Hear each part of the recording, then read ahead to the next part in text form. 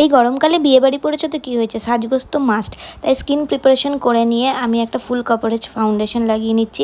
আমি বিয়েবাড়ির সময় প্রেফার করি একটা ফুল কভারেজ ফাউন্ডেশন লাগিয়ে নেওয়ার, যাতে বেসের ওপর আমাকে বেশি খাটতে না হয়।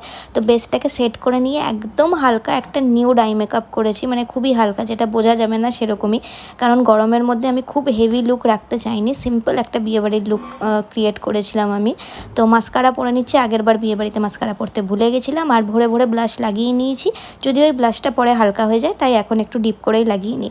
আইলাইনার পরে টিপ পরে আমার ট্র্যাডিশনাল লুক কমপ্লিট। গরমকাল, শরীর যাতে ডিহাইড্রেট না হয়, মাঝখানে একটু শরবত খেয়ে নিতেই হবে। এরপরে আমি সিঁদুর লাগিয়ে আজকে লুকটা কমপ্লিট করেছি। তবে হ্যাঁ, এখনও লিপস্টিক বাকি।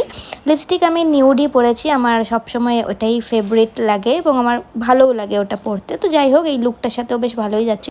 শাড়িটা ছিল আমার মায়ের, এবং আমি এই পার্ল জুয়েলারিগুলো দিয়ে পেয়ার করেছিলাম এই শাড়িটা, আর এটা ছিল আমার ফাইনাল লুক। তবে হ্যাঁ, আমার পাশাপাশি আরেকজনও রেডি হচ্ছিলো, তাকে তো আমি দেখাতে ভুলেই গেছিলাম। ইনি ছিল সেই ব্যক্তি, আমার বর। আমরা দুজন একসাথে ম্যাচিং করেই পরে গেছিলাম। আর ফাইনাল লুকটা বিয়েবাড়িতে কেমন লাগছিলো সেটা তোমাদের সাথে একটু শেয়ার করে নিলাম।